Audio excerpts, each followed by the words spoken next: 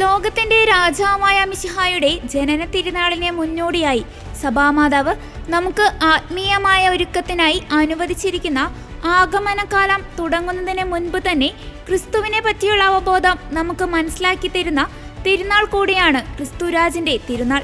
വളരെ നാളുകൾക്ക് മുൻപ് തന്നെ തിരുസഭയിൽ ആഘോഷിച്ചു വരുന്ന ഒന്നാണ് ഈ തിരുനാൾ. രാജാവ് എന്ന പദവി നാം യേശുവിന് നൽകിയതല്ല, മറിച്ച് യേശു തന്റെ വിചാരണയുടെയും കുരിശുമരണത്തിന്റെയും പരമോന്നത നിമിഷത്തിൽ സ്വയം പ്രഖ്യാപിക്കുന്നതാണ്. അതിനാൽ നമ്മുടെ ഹൃദയങ്ങളിൽ വാഴേണ്ട യഥാർത്ഥ രാജാവ് ക്രിസ്തുവാണെന്ന് ഈ ദിനം നമ്മെ ഓർമ്മിപ്പിക്കുന്നു.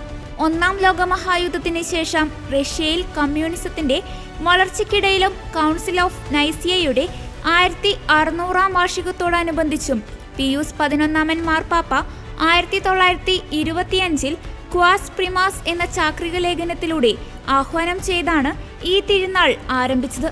തുടർന്ന് 1969 പോൾ 6 മാർപ്പാപ്പ ഈ തിരുനാളിനെ ക്രിസ്തുരാജിന്റെ തിരുനാൾ എന്ന പേര് നൽകി. ഈ തിരുനാൾ മതേതരത്വത്തിനും നിരീശ്വരവാദത്തിനും കമ്മ്യൂണിസത്തിനുമെതിരായ പ്രതികരണമായിരുന്നു.